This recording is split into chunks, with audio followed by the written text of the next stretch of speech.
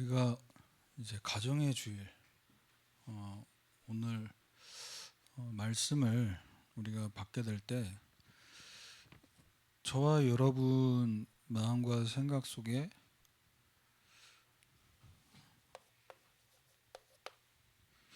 하나님이 주시는 이 복을 안 받고 싶은 사람 없습니다. 다 받고 싶어요. 하나님 백성이 우리뿐만 아니라 안 믿는 분들도 마찬가지.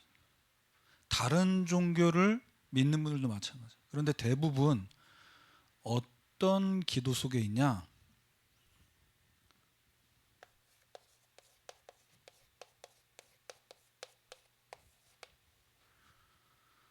어떻게든 복을 받기 위해서 따라가고 몸부림치는 이 속에서, 이 흐름 속에서 기도를 하고 있습니다.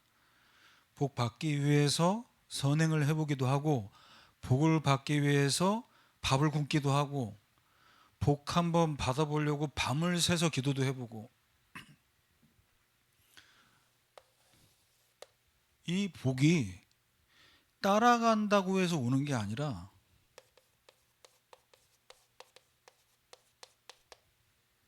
나는 가만히 있는데 복이 따라온다면 기도하는 것과 예배하는 것과 우리가 살아가는 것이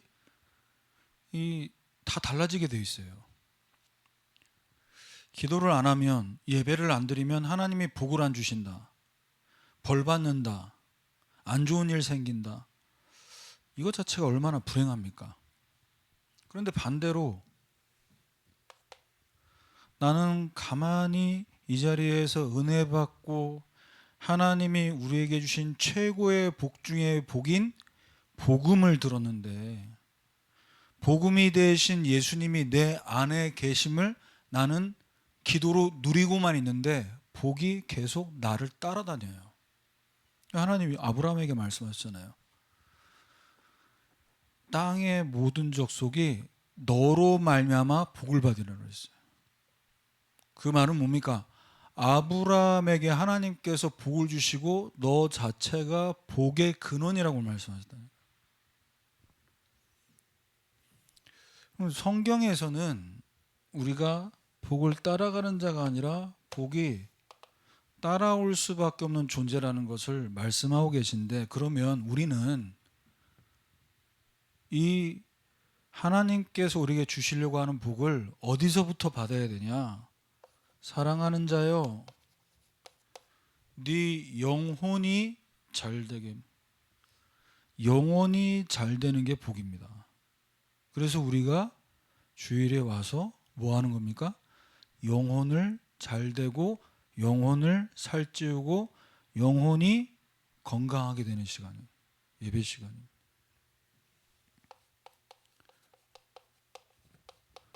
영혼이 잘 되면 범사가 잘 되고 강건해진다고 했어요. 우리가 하는 일과 우리의 몸도 건강해진다고. 그래서 2주 전부터 이제 말씀드렸지만, 아까 우리 인도자가 얘기한 것처럼 나에게 하나님께서 부르신 곳에서 내가 예배하고 내가 하나님 말씀 생각하려고 하는데 잘 생각이 안 난다. 생각 안 난다는 것을 인식하고 있는 것 자체가 기도예요. 생각 안 하는 것, 아예 생각이 안 난다는 것 자체가 인지가 안 되는 사람들이 대부분인데요. 그래서 우리 영혼을 잘되게 만드는 규모를 갖춰라. 시간과 장소를 정하고, 대학, 직장 어떻게 살립니까? 어떻게 살리냐 이전에 여러분 자신을 어떻게 살릴 겁니까? 여러분 영혼을 어떻게 살릴 겁니까? 그 시간과 장소 정하셔야 됩니다. 저는 늘 집에 있는데요, 목사님. 집에서도 시간과 장소 정해야 돼요. 직장 생활하고 학교 생활하다가 방학이 되고 휴가가 되면 방황을 한다니까. 왜? 회사에서 학교 다닐 때는 그 리듬이 있었는데 집에 있을 때에는 이게 없어. 놀러 갔을 때에는 이게 없어. 그냥 막 놀아버려요. 미친 듯이. 그러면요, 영적인 리듬이 깨지면서 주일에 그렇게 왔을 때, 그렇게 살다가 주일에 왔을 때 예배가 어렵다고 느껴진다는 거예요. 그래서 이 규모는 어떻게 갖춰지냐? 반복에 반복을 해야 돼요. 뭘 반복합니까? 시간과 장소를 정해서 말씀을 듣고 기도하는. 여호수아 1장 8절 말씀드렸죠, 지난주에. 이 율법책을 네 입에서 떠나지 말게 하고, 그리고 그 말씀을 주야로 묵상하고, 그 안에 기록된 대로 지켜 행하라. 그리하면 네 길이 평탄하게 되고 네가 형통하리라. 말씀 붙잡고 기도하면 반드시 응답 옵니다.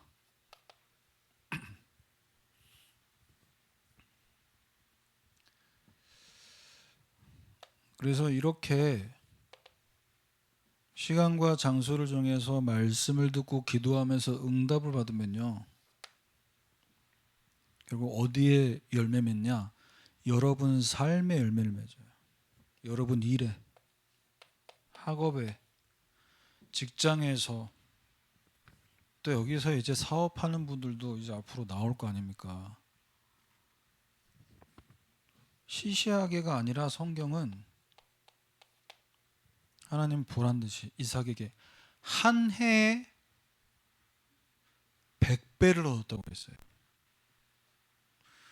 보통 대학교 졸업해서 대기업 입사하면 연봉이 어떻게 됩니까? 요즘 많이 물가가 올라서 못 받아도 한 3천만 원에서 4천만 원 받겠죠. 아닌가? 내가 너무 높게 얘기했나요? 그런데 100배를 얻었어. 1년 연봉이 하나님이 축복하시면 일할 필요 없을 정도로 하나님 응답 주신다는 거예요. 그래서 여러분은 돈 벌려고 눈 시뻘개져 가지고 막 잠 안 자고 시달리지 말고 샘의 근원을 얻기를 바랍니다. 이삭의 종들이 싸우지 않게, 싸울 필요가 없게. 왜? 이 우물 다 파놨는데, 아브라함 때 다 파놨던 우물을 다 막았잖아요. 다 빼앗잖아요. 그러니까 하나님은 어떻게? 어디를 파면 물이 나온다는 것을 아는 근원을 하나님 얻게 했어요. 근원. 이 회사에서 내가 가지고 있는 거 다 스물담물 다 빨아먹고 날 버려? 상관없어야 돼. 샘의 근원을 갖고 있으면 나는 어디 가도 돼. 나는 혼자 서도 돼. 그 내용이 창세기 26장 12절 15절까지 내용입니다. 아니 그래도 사람들이 자꾸 와가지고 내가 하는 걸 빼앗아가고 자꾸 시비 걸고 이러면 어떻게 되는 겁니까? 22절에 하나님이 어떻게 응답하셨냐? 이삭이 거기서 옮겨 다른 우물을 팠더니 다투지 아니하였으므로 그 이름을 르호봇이라고 그랬어요. 르호봇의 뜻이 뭐냐? 이제는 여호와께서 우리를 위하여 넓게 하셨으니 싸우지 않아도 돼. 싸우지 않아도 될 만큼 하나님 넓게 만들어요. 뭐 이런 거에 예를 들면 여기 편의점 있는데 또 얼마 안 가면 또 편의점 있고, 이게 싸우는 거잖아요. 경쟁하는 거잖아요.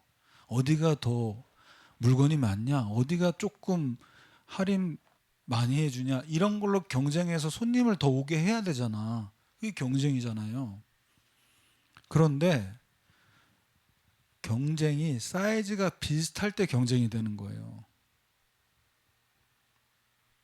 아예 사이즈가 더 크고 아예 세일하는 단가가 다르고 품목이 경쟁이 안 돼. 그러면 싸움이 안 돼요. 더 크니까 싸우지 않아도 돼.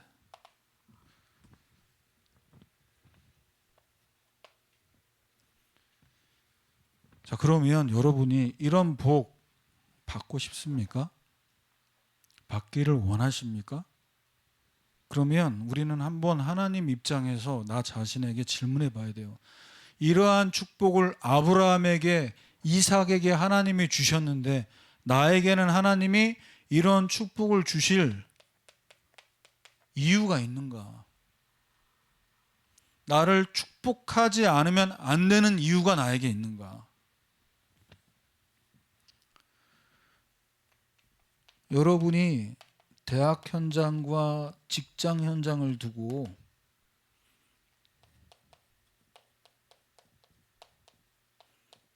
그곳에 모든 사람이 다 복음 듣게 만드는 이 방향과 여러분이 맞다면, 이것이 여러분 마음에 하나님께서 딱 품게 하셨다면 여러분은 이미 응답 받았습니다.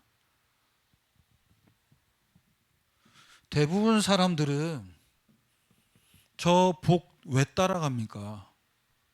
왜 무속인 찾아가지고 구슬하고 부적을 써서 지갑에도 넣고 속옷에도 넣고 베개에도 넣고 다 넣습니까?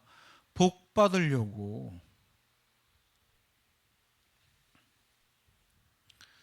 그렇게 살지 않아도 복 받을 수 있습니다. 그래서 여러분은 시간과 장소를 정하고 말씀 붙잡고 기도해서 하나님이 여러분에게 주시는 응답을 계속 받으면서 이제 어디에 방향 맞춰야 되냐? 학교와 직장 또 교회 현장을 생각하시면서 마태복음 10장 1절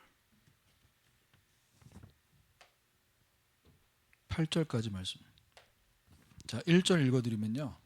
예수님께서 12제자를 부르셨습니다. 그런데 더러운 귀신을 쫓아내고 모든 병과 모든 약한 것을 고치는 권능을 주셨다고 했어요.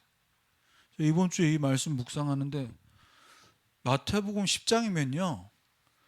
제자들이 부활하신 예수님을 만나기도 전이에요. 다 아는 장면이지만 이 제자들이 예수님과 함께 3년을 동고동락했잖아요. 그런데 모든 걸 치유할 수 있는 모든 병과 약한 것과 더러운 귀신을 쫓아낼 수 있는 권능을 주셨다. 예수님이 옆에 계실 때에만 제자들이 막 예수님 등에 업고 막 권세 사용해서 능력 본 게 아니라 제자들 한 사람 한 사람을 부르셔서 이 권능을 주셨다고요. 여러분, 이게 정말 여러분에게 믿어진다면 뭐 하고 싶어질까요? 야, 진짜 예수 이름의 권능과 이 능력이 나한테 있어. 그러면 귀신 들린 사람, 시달리는 사람 찾아가가지고 기도해보고 싶지 않겠어요? 진짜 이 사람이 떠나가는지 안 떠나가는지. 이 말씀을 제가 글로써 처음 보는 내용이라 신선하게 다가온 게 아니라 이 권능이 필요한 현장을 하나님 보게 하셨어요. 사모님하고 저하고 청년 때 우리는 데이트를 어디서 했냐? 병원 현장에 전도하러 갔어요. 병원 현장. 지금도 기억나요. 그 남자분, 거동이 불편하신 분 같이 가서 2인 1조로 들어가서 전도했어요. 저 방화동에 우리 장모님 사시고 우리 사모님이 살았던 동네가 방화동이었거든. 그런데 그때 생각이 나더라고. 지난주에 또 병원 현장을 가게 됐는데 같이 갔어요. 근데 그 현장을 보면서 야, 이 말씀이 그러니까 예수님은 우리에게 주신 이 권능이 일 잘 되게 하고 공부 잘 되게 하고 사람들한테 뭔가 이쁘게 보이게 만드는 권능이 아니라 이 더러운 귀신 들린 자들을 치유하게 만드는 복음인데, 모든 약한 것, 모든 병을 고칠 수 있는 권능인데 언제 나타납니까? 사용할 때 나타나요. 여러분 혹시라도 말 못하는, 나만 알고 있는 아픈 부분, 약점 있습니까? 거기에 손을 얹고 예수 이름으로 기도해 보시길 바랍니다. 목사님, 저는 머리가 나쁜 것 같아요. 머리에 손 얹고 기도해. 하나님 좀 지혜를 달라고. 머리가 너무 아파요. 목사님, 막 이런 생각 저런 생각 막 터질 것 같아. 기도하세요. 고민을 많이 하라고 주신 머리가 아니에요. 하나님이 주신 말씀을 주야로 묵상하라고 주신 머리라니까. 그런데 말씀 묵상은 안 하고, 어떻게 해야 되지? 저 어떻게 구워 삼지? 여기서 어떻게 빠져나가지? 이 머리 아파요.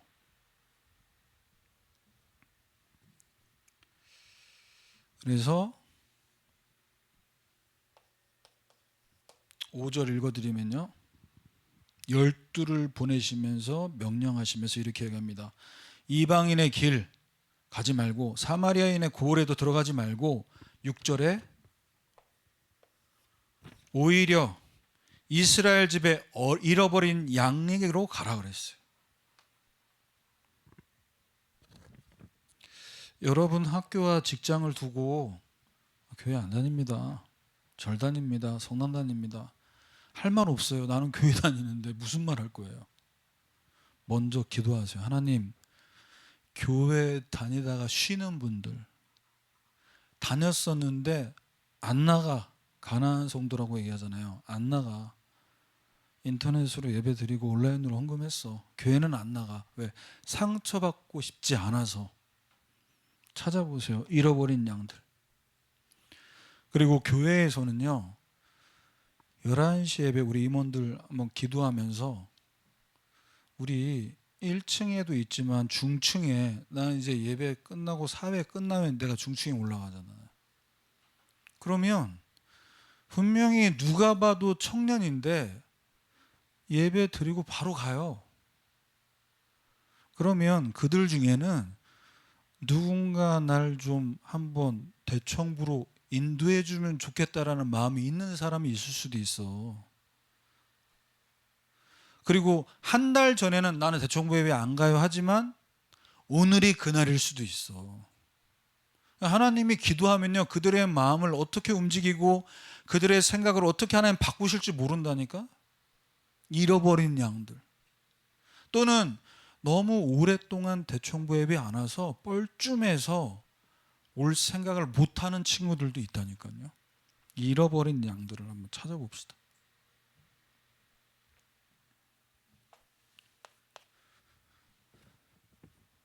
그래서 시간과 장소를 정하고 말씀을 듣고 기도하면서 응답 올 때까지, 그리고 여러분 학교와 직장 현장을 이제 분석해야 돼. 그러면서 잃어버린 양을 찾죠. 잃어버린 양.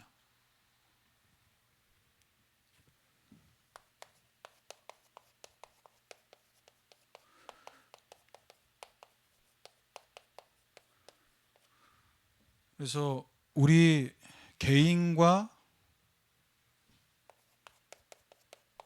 가정,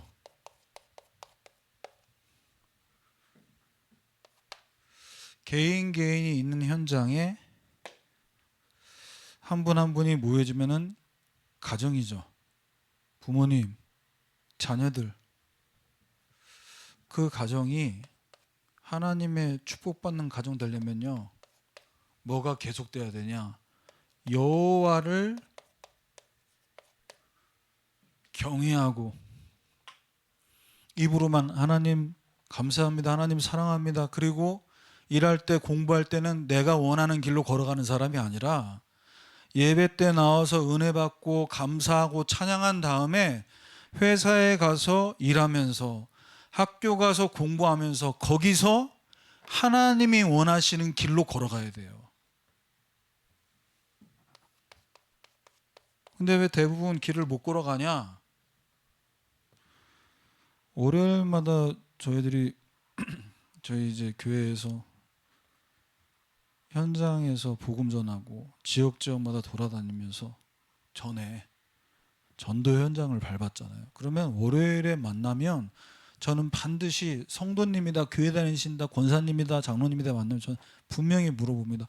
혹시 우리 장로님, 권사님 어제 예배드리고 오셨잖아요. 오늘 어제 들었던 말씀 기억에 나시는지, 어제 들었던 설교 제목 기억나시냐고. 야, 테스트하는 게 아니라 어떤 은혜를 받으셨냐고. 열의 아홉은요 모른대요. 부끄럽지만 목사님 제가 잘 기억이 안 나네요. 기억 안 날 수 있어요. 그러면 기억 안 난다는 거기서 머리만 극적이고 끝날 게 아니라 거기서 다시 노트를 펴보거나 말씀을 들으면 되잖아. 무슨 말이냐? 지금 제가 주일에 공부한 거 월요일에 확인하는 과외 선생처럼 학교 선생님처럼 뭔가를 내가 지적하려고 하는 게 아니라 그게 있어야 하나님께서 우리에게 허락하신 길을 걸어갈 수 있어요. 여호와를 경외한다는 건 뭡니까? 눈에 보이지 않는 하나님이 말씀으로 함께 하심을 믿으며 그 말씀을 따라가는 게 여호와를 경외하는 자의 모습이에요.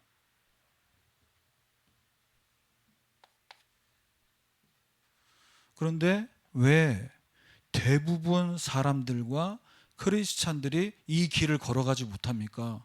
하나님께서 말씀하신 그 길로 가면 평탄케 되고 형통케 되는 응답이 오는데 왜 이 길을 못 걸어가냐? 여호와를 경외할 수 없는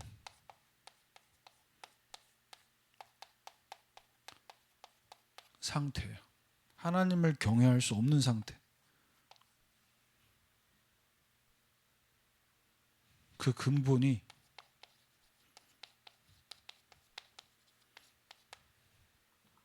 바뀌어야 됩니다.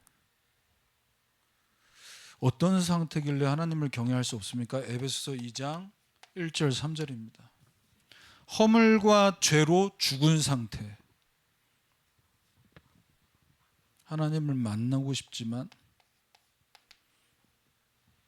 하나님을 만날 수 없습니다. 왜죠? 죄인이에요. 죄를 짓는 자마다 마귀에게 속하나니 이 영혼 자체가, 몸은 살아서 숨은 쉬고 있는데 영혼 자체가 죽어 있어요. 그래서 그 상태가 바뀌어야 됩니다. 죄인에서 의인으로 바뀌어야 돼요. 근데 죄인으로서는 하나님과 만날 수 없습니다.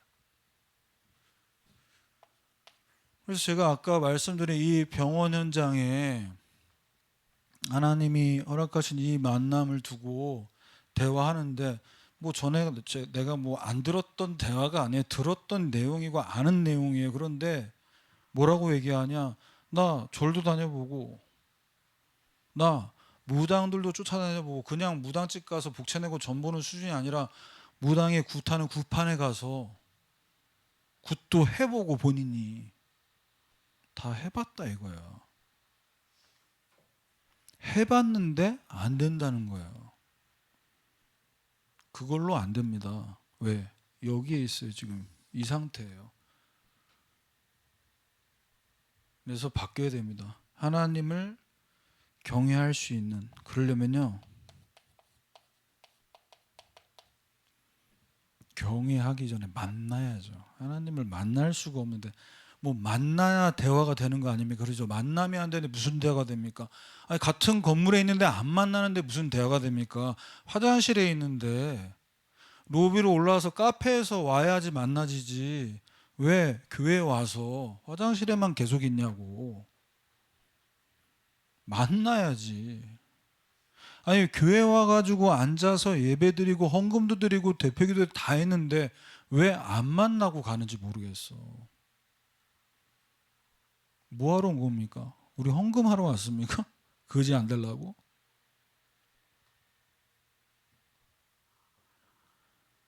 우리 벌 받을까봐 무서워가지고 예배드리러 온 겁니까? 출석부 얼굴 도장 찍으려고? 만나셔야 돼요. 누굴 통해 만납니까? 우리는 눈에 하나님 보이지도 않는데.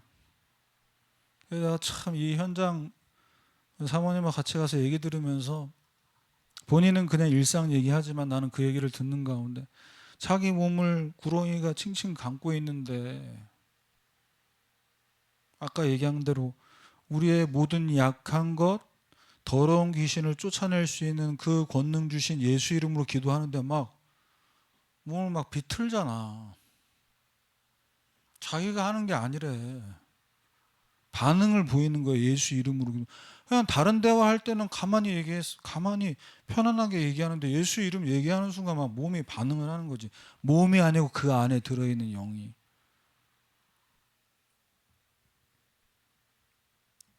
왜 그렇습니까? 하나님 만나는 유일한 길이 예수 그리스도. 죄와 사망에서 마귀에게 종로로 타는 그 상태에서 벗어날 수 있게 만드는 유일한 이름이 예수 이름이에요. 왜? 예수님만이 그리스도 되십니다. 그분만이 십자가에서 우리를 위해 죽으실 수 있어요.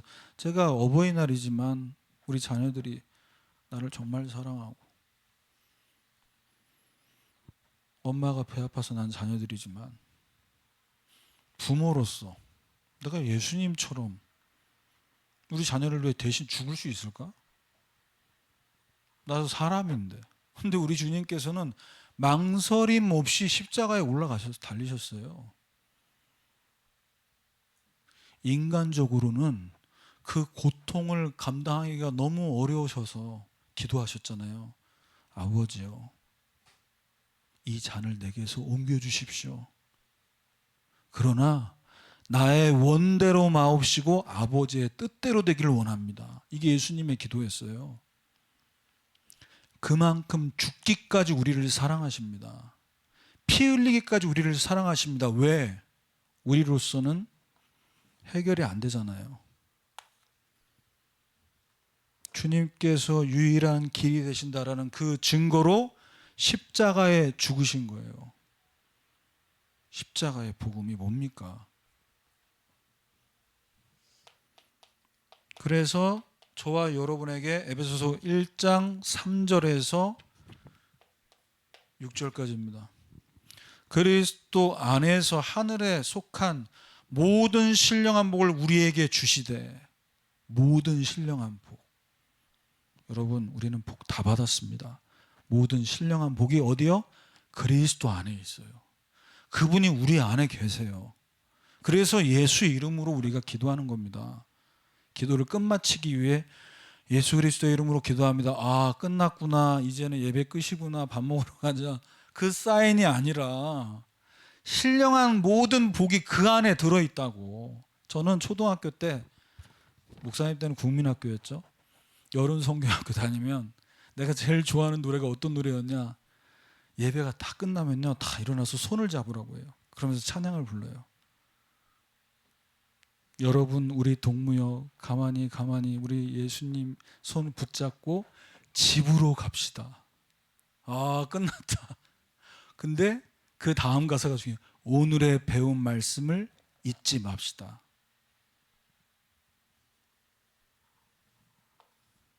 유일한 길. 그래서 여러분, 우리에게 주신 이 복음, 십자가의 복음, 부활의 주님 늘 들었고, 제가 아무리 표정을 바꾸고 옷을 바꿔 입고 얘기해도 그 얘기는 그 얘기잖아요. 그렇죠? 복음이 그 복음이지. 뭐 새로운 복음입니까?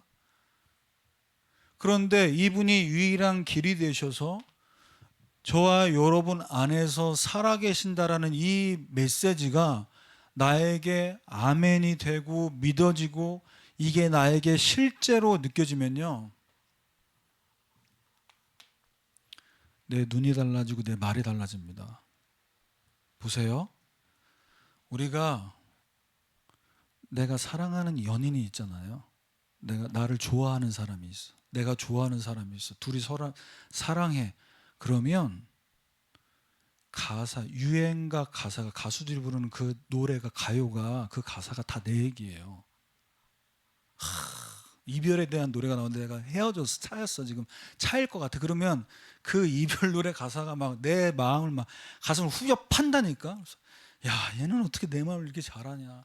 그래서 대부분 히트곡을 쓰는 가수들이요, 이별에 대한 노래 그 가사가 본인의 이야기를 담았어요. 사람들의 막 심금을 막 울린다니까. 여러분, 여러분과 예수님과의 관계가 정말로 사귐이 있고 교제가 있다면 여러분 말씀 들을 때, 기도할 때, 찬양할 때 막 가슴이 뛰게 돼 있어요. 다 내 얘기네. 하나님 나만 사랑하시네. 이런 착각이 매일매일 계속돼 보세요. 그 착각이 현실이 됩니다. 정말 나 너무 사랑하시는구나. 내 모든 걸 보고 계시는구나. 내가 이렇게 힘든 걸 다 듣고 계시는구나. 그래서 바울이 고백했어요. 내가 그리스도와 함께 십자가에 못 박혀 죽었다. 그래서 이제 내가 사는 것이 아니다. 내 안에 예수님께서 사신다고 했어요. 내가 사는 게 아니고 내 안에 그리스도께서 사시는 것이다. 내가 육신 가운데, 육체 가운데 살아가는 것은 나를 위하여 자기 몸 버리신 하나님의 아들을 믿는 믿음 안에서 사는 것이다. 여러분, 믿음 안에서 사시길 바랍니다.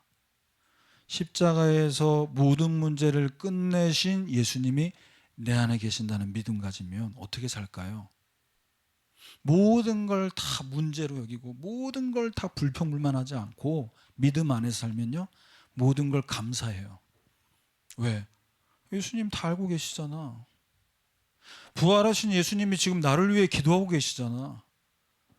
그걸 믿음 안에서 살면요, 불평, 불만, 짜증이 아니라 감사, 기쁨, 찬양이 나오게 돼 있어요. 믿음 안에서. 두 번째입니다.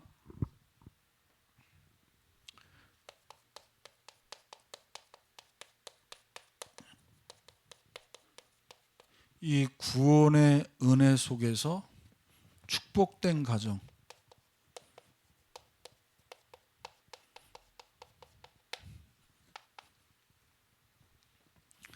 자, 우리가 가족들이나 또는 가까운 친구들이나 누굴 만날 때 그런 얘기 많이 합니다. 아, 오늘 쟤만 만나면 기 빨린다고. 내 기를 쪽쪽 다 빨아먹는다고. 그럼 기 안 빨리려면 어떻게 해야 돼? 내가 막 더 세게 내가 눌러야 돼? 내가 나눠주는 것으로 끝나면 안 되고요. 내 자신이 은혜를 공급받는, 은혜를 공급받을 수 있어야 돼요. 근데 공급받지 못하면 계속 소비가 된다니까. 그럼 결국 뭐가 옵니까? 번아웃이 와요. 나눠주기만 하고 받지는 못해요. 그럼 말라 죽죠. 여러분 잘 아셔야 됩니다. 지금은 여러분이 만나는 사람이 어쩌면 누군가를 만나고 결혼하게 되면 자녀를 갖게 되잖아요. 요즘에 결혼해도 자녀 없이 우리 둘만 이 신혼을 영원히 즐기자라고 사는 부부들도 있어요. 뭐가 두려운 거죠? 자녀를 낳는 순간 나는 헌신해야 돼. 내 인생 없어요. 내 시간과 내 에너지를 내가 다 거기 쏟아야 돼. 나 그거 하고 싶지 않아. 그거 할 자신이 없어. 그러면 못하는 겁니다.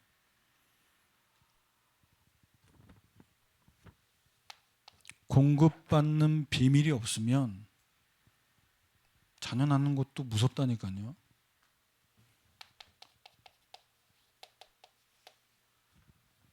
아이고, 우리 먹을 것도 없는데 자녀까지 낳아서 어떻게 키웁니까? 시편 128편 2절입니다. 네가 네 손이 수고한 대로 먹을 것이라 네가 복되고 형통하리로다 그랬어요. 수고한 대로 먹을 것이다. 일하지 않으면서 먹을 생각하면 안 됩니다. 그런데 일해도 내가 일했으니까 수고했으니까 내 돈 내가 번 거야. 그것도 착각입니다. 하나님께서 수고한 대로 먹게 해주셔야 되는 거예요. 내가 일 열심히 했다고 투잡 쓰리잡 했다고 내가 돈 많이 모았다. 그건 내 입장이지. 하나님께서 수고할 수 있는 시간과 건강과 힘과 그 일자리를 하나님 주신 거잖아요.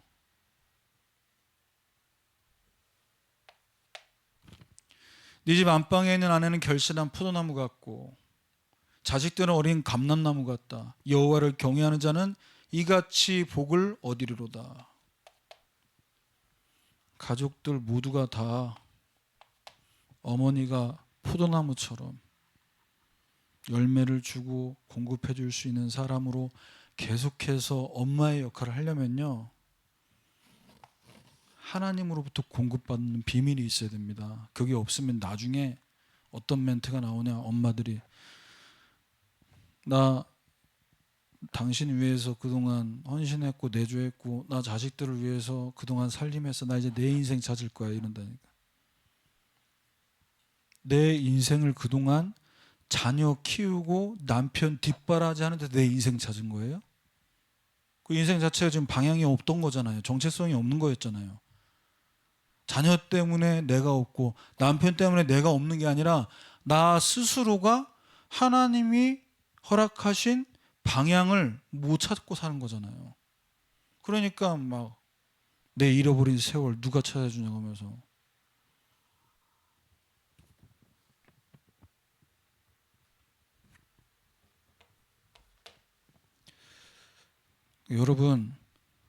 여러분은 번아웃 되는 인생 살지 말고 하나님으로부터 공급받는 비밀을 가져야 됩니다. 언제? 대학 청년 때 이걸 배우고 가야 돼요. 제가 저희 교회에 있으면서 태영아부 목사님 5년 사역했잖아요. 청년 때 결혼해서 아이 낳고 그 과정을 내가 딱 지켜보면서 야, 확실히 결혼하고 자녀 나오니까 표가 나더라고. 어떤 표시가 나냐? 공급받는 힘을 얻는 비밀이 있는 엄마, 그 비밀이 없는 부모 완전 딱 갈라져요. 비밀이 없으니까 진짜 나한테 생정 전화 오더라고. 목사님 기도 부탁드립니다. 우리 애들이 울음을 그치지 않아요. 계속 운대. 한 번 울면 계속 운대. 얘가 울다 얘가 그치면 얘가 울고 얘가 또 울고. 내가 볼 땐 돌아버리기 1분 직전인 것 같더라고. 생각해 보세요. 밤새도록 그렇게 돌아가면서 우는데 하루 이틀이 아니고 계속 그래. 한 달, 두 달 지나도. 어떻게 할 거예요, 거기서. 시냇가에 심은 나무가 되셔야 됩니다. 이거 제가 수요예배 때 말씀드렸거든요. 시편 1절 3절입니다. 여러분이 수요예배 안 듣는다는 걸 확신하고 제가 얘기하는 거죠. 수요예배까지 듣기 어렵잖아요. 찾아보기 힘들잖아요. 시냇가에 심은 나무가 되면 어떻게 됩니까? 복 있는 사람은 악인들의 꾀를 따르지 않고 죄인들의 길에 서지 않고 오만한 자들의 자리에 앉지 않습니다.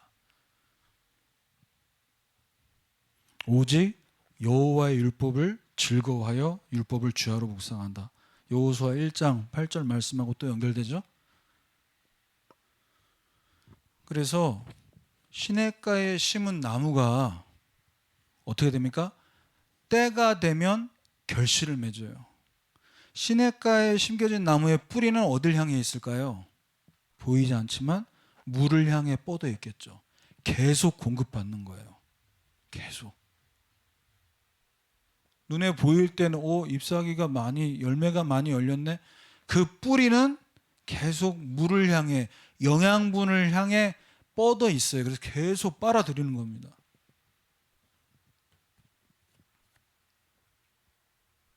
그가 열매를 맺고 그가 하는 모든 일이 다 형통하리로다. 다 형통해. 다 형통하다라는 이 응답 받는 우리 대학 청년들이 나오길 바랍니다. 하는 것마다 다 잘 됩니다, 목사님. 다 잘 되게 해달라고 복을 따라가면서 기도한 게 아니라 시냇가에 심은 나무처럼 여호와의 율법을 들고 묵상만 했는데 복이 자꾸 따라옵니다. 우리 남자 청년들, 대학생들 여미새 되지 않기를 주님의 이름으로 축원합니다. 우리 여자 청년들 나 못소리다. 거기에 주눅들지 마세요. 못소리 어떻습니까? 하나님께서 지금 지키시고 보호하는 거예요. 왜? 딱 맞는 중요한 내 평생의 동반자를 준비해가지고 그 만남을 하나님 허락하려고 지금 고이고이 하나님 지키고 있는 거라고. 내가 능력이 없어. 나는 언제 미팅하고 나는 언제 사람 만나가지고 언제 여자. 부러워하지 마세요. 아니 결혼할 사람도 아닌데 거기에 왜 내가 밥을 사고 거기에 시간 쏟고 거기에 왜 낭비합니까? 그렇지 않습니까, 여러분? 야, 목사님 뭐 사모님이 첫사랑이었나 보네. 그런 얘기 하지 말고 부부싸움 난다. 그런 얘기 하지 말고 하나님께서 여러분을 다 형통하게 만드실 거예요. 이걸 진짜 응답 받아봐요.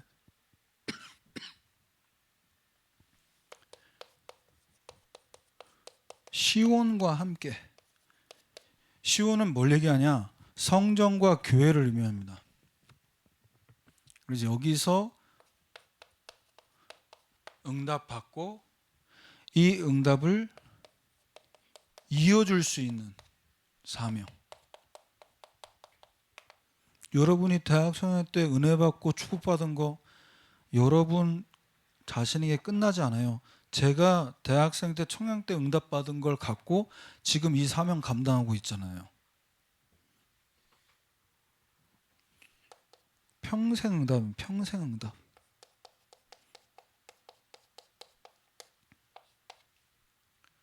시편 128편 5절 여호와께서 시온에서 내게 복을 주실지어다. 너 평생에 예루살렘의 번영을 보며. 평생의 응답이 어디를 통해 온다고요? 교회라는 공동체를 통해 하나님께서 보게 하신다. 저는 사모님하고 결혼해서 몇 번 말씀드렸던 것 같은데 우리 대학 청년들 저희 신혼집으로 다 오게 해가지고 한 20명 우리 집에 와서 3주간 합숙했어요. 우리 집에서 퇴근하고 다 모여서 같이 말씀 듣고 기도하고 밤새도록 포럼하고 남자 여자 청년들 다 와서 뭐 담당 교육자 없었어요. 저희들끼리 했어요. 담당 목사님한테는 보고만 하고 우리 집에서 3주 동안. 그러니까 이제 막 차들이 막 들어와가지고 주차하고 우리 집으로 그때 우리 3층이었는데 그게 어떻게 교회 응답으로 보여졌냐면요. 우리가 그렇게 결혼해서 청년 때 내가 집사가 됐지만 청년 사역을 하고 한 이것이 계속 이어졌어요. 결혼하고 계속 청년회에서 사역하는 커플들이 계속 이어졌어요. 저처럼 다 그렇게 하라는 얘기가 아닙니다. 이어지게 만든다 하나님이. 6절에 네 자식의 자식을 불지어다 이스라엘에게 평강이 있을지로다. 그래서 여러분 이제 우리가 교회에서 하나님이 주시는 이 응답, 시온의 응답과 축복을 어디서 누려야 되냐? 아까 말씀드렸죠? 복음으로 예배해야 됩니다. 복음으로. 근데 목사로 예배하고 목사로 설교하면요 정말 할 얘기 없어요. 그 얘기가 그 얘기인데 또 내가 뻔히 아는 내용을 뻔히 얘기한다고 생각해보니까 얼마나 재미없습니까? 근데 복음으로 예배한다.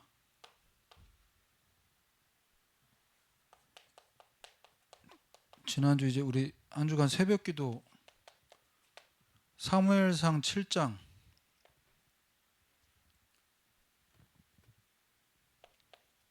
3절에서 12절까지 사무엘이 이스라엘 백성들에게 뭘 얘기했습니까?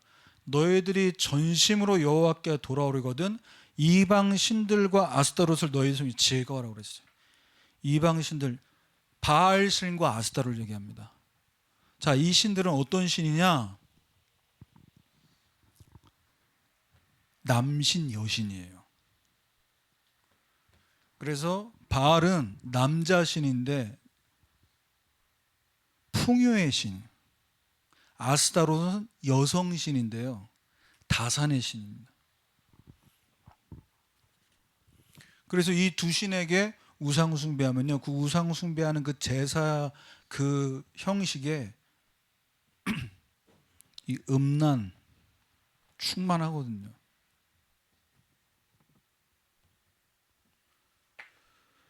복음으로 예비하라. 무슨 말입니까?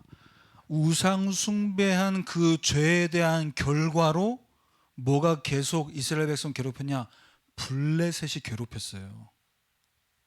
사무엘상 7장까지요 60년 동안 블레셋에 괴롭힘 당했어요.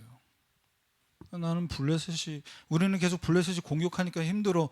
블레셋 탓을 하고 있을 게 아니라 빨리 정신 차리도. 그래서 사무엘이 어떻게 했습니까? 전심으로 여호와께 돌아오려거든. 전심이 뭡니까? 온 마음을 다해서 너희들이 하나님 앞에 정말 회개한다면은, 죄송합니다, 주둥이로만 회개하지 말고, 잘못했습니다, 안 그러겠습니다, 주댕이 회개 그만하고 전심으로 하나님을 섬기려거든 뭐 하라고요? 우상 버리라는 거예요. 이때 당시에 바알과 아스타롯은 왜 이들이 섬길 수밖에 없었냐? 이 풍요의 신은요, 천둥, 날씨, 비를 관장합니다. 비가 와야 돼. 그래야 농사 짓고 먹고 살잖아. 비가 안 오면 큰일 나. 그래서 농사가 져서 풍성해져야 돼. 그러니까 이 신을 버리지 못하고 두 마음을 품고 있어요. 그 결과로 블레셋이 계속 이스라엘을 괴롭힌 거예요. 사무엘은 그걸 정확하게 지적한 겁니다. 그래서 그걸 버리고 여호와를 향하여 그만 섬겨라. 그리고 8절에 사무엘이 미스바로 모이게 해서 막 이제 기도하려고 하는데 블레셋이 쳐들어오는 거예요. 이때 뭐 했냐? 사무엘이 온전한 번제를 드렸습니다. 어린 양 하나를 가져다가 온전한 번제를 여호와께 드렸어요. 어린 양 가져다가 번제를 왜 드렸습니까? 너희들이 바알과 아스타롯 그 신을 섬긴 죄,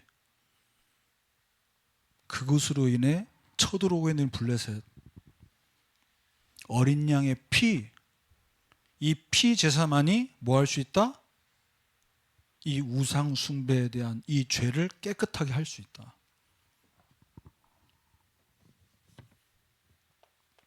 그래서 복음으로 예배한다. 이건요, 우리가 예배에 대한 표현을 뭔가 하나님이 기뻐하시는 표현으로 만들기 위해서 붙인 게 아니라 이게 생명이에요, 생명. 복음으로 예배하냐 아니면 껍데기로 예배하냐, 둘 중에 하나라니까요. 그래서 아까 이야기했던 거 연장해서 얘기하면은, 나는 뭐 절도 다녀보고 나는 뭐 굿도 해보고 이거 저거 중에 교회 예배도 하나라고 생각하면 착각이에요. 온전한 번제를 드릴 때 저주 재앙이 다 무너지는 거예요. 복음으로 예배한다는 건 장난이 아닙니다. 절에서 설법 들고 천주교회에서 미사 드리고 그거랑 같은 하나다 이렇게 생각하면요, 아직 온전한 번제가 아니지.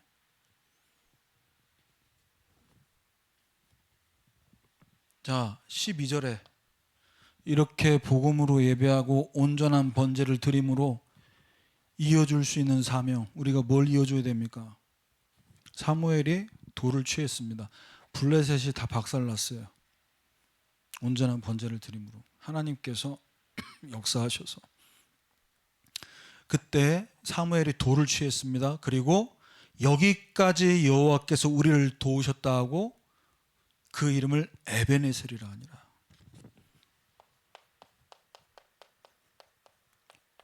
여기까지 도우신 것은 하나님의 은혜다. 이게 우리 대학 청년들을 통해서, 여러분을 통해서 어떻게 해요? 청소년부에 전달돼야 되고요. 여기 교사 하시잖아요, 여러분. 다음 주 또 교사 세미나잖아요. 이걸 이어줘야 됩니다. 뭐를? 내 인생을 두고 에베네셀의 기념비를 새겨서 보여줘야 돼요. 나 이렇게 하나님의 도움을 받았어. 내가 너희들에게 지금 나이 많다고 교사하는 게 아니야. 하나님이 내 인생을 이렇게 도우셨고 앞으로도 이렇게 인도하실 거야. 나는 이 기념비가 있다. 이걸 보여줘야죠. 여러분의 직장 생활을 통해, 학교 생활을 통해. 그래서 이번 한 주간 여러분, 우리 인생에 있어서 하나님께서 도우시고 하나님께서 복 주신 것으로 우리가 여기까지 왔다. 여기에 증인되는 이 응답을 누리시기를 주님의 이름으로 축원합니다. 아버지 하나님 감사합니다. 우리 대학 청년들에게 주신 이 말씀이 지나가는 말씀 되지 않게 하시며 오직 여호와를 경외함으로 하나님께서 주시는 복을 받아 정말로 모든 자들에게 모든 현장에서 증인되는 축복을 누리게 하옵소서. 예수 그리스도의 이름으로 기도합니다. 아멘.